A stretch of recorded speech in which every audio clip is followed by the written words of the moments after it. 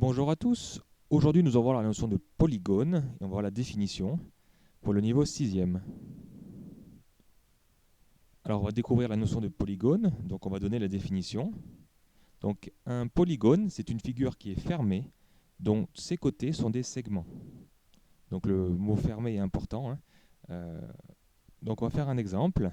Donc, voici un polygone. Donc, on a bien une figure qui est fermée, qui revient bien au point de départ, et on a bien des segments qui relient chacun des points. Donc, ça s'appelle un polygone. Ici, c'est un polygone à 6 côtés. On verra les noms tout à l'heure. Alors, on a les points A, B, C, D, E et F. On appelle ça des sommets. On a également tous les segments AB, BC, CD, DE, EF et FA. Donc, par exemple, ça s'appelle des côtés. C'est les côtés du polygone. Et puis, dans un polygone, alors il peut y en avoir plusieurs, mais si on relie en fait deux points qui ne sont pas consécutifs, qui ne se suivent pas, par exemple, si on relie A à D et F à C, et ben, ces segments qu'on a tracés, ça s'appelle des diagonales. Donc on peut en tracer bien d'autres, hein. On peut relier B à E, B à F, A à C, etc. Il y a plein de possibilités et on appelle ça des diagonales. Donc on les connaît plus, les diagonales, dans les polygones, dans les quadrilatères, hein, par exemple. Donc on fera une vidéo dessus. Dans un polygone, on s'en sert un peu moins. Alors maintenant, on va essayer de nommer ce polygone. On va essayer de voir les différents noms possibles qu'on peut lui donner. Donc pour nommer un polygone, il faut lire les sommets en tournant autour. Donc soit dans un sens, soit dans le sens des aiguilles d'une montre, soit dans l'autre sens. Soit de la droite vers la gauche, soit de la gauche vers la droite. Donc on va donner un nom possible. Le nom le possible, il y a A, B, C, D, E, F. Donc on fait le tour vers la droite, mais on peut aussi faire le tour en partant de A toujours, mais en partant vers la gauche. Donc on a aussi A, F, E, D, C et B. Mais on aurait pu partir, au lieu de partir du point A, on peut partir du point B.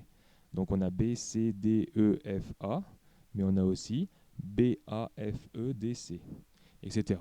On pourrait partir de chacun des points. Donc je ne vais pas tous les lister, mais par contre, il pourrait être intéressant de savoir combien il y a de noms possibles. Si tu as une idée, je te laisse mettre pause pour réfléchir combien il y a de noms possibles. C'est bon, tu as trouvé? Ah ben, du coup, pour trouver le nombre possible de noms qu'on peut donner à ce polygone, donc à chacun des points, le point A, on a deux possibilités en partant vers la droite, vers la gauche. Pour le point B, c'est pareil. Donc pour le point C, c'est pareil. Donc on a au total 6 points. Et comme on a deux possibilités à chaque fois, 6 fois 2, ça fait 12 noms possibles pour ce polygone. Alors, il y a certains polygones plus connus, hein, je ne les ai pas tous mis, il en existe plein. Donc on a des polygones ici, à plusieurs côtés. Si tu as des idées sur les noms, je te laisse aussi encore mettre pause et essayer de trouver les noms de chacun de ces polygones. Sinon, on va corriger. Donc le premier polygone, c'est assez connu. Donc ici, c'est tous des polygones qu'on appelle des polygones réguliers. Donc on verra ça peut-être un peu plus tard. Polygones réguliers, c'est-à-dire qu'ils ont tous leurs côtés qui sont égaux. Euh, donc trois côtés, donc ça s'appelle un triangle. Quatre côtés, carré. Cinq côtés, pentagone. Six côtés, ça s'appelle un hexagone.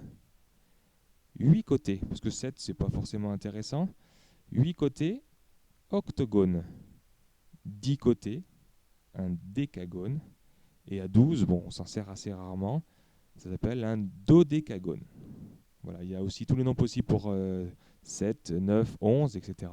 Je te laisse chercher sur internet les noms possibles. Et il y a un nom avec des nombres aussi plus grands, hein, si on veut.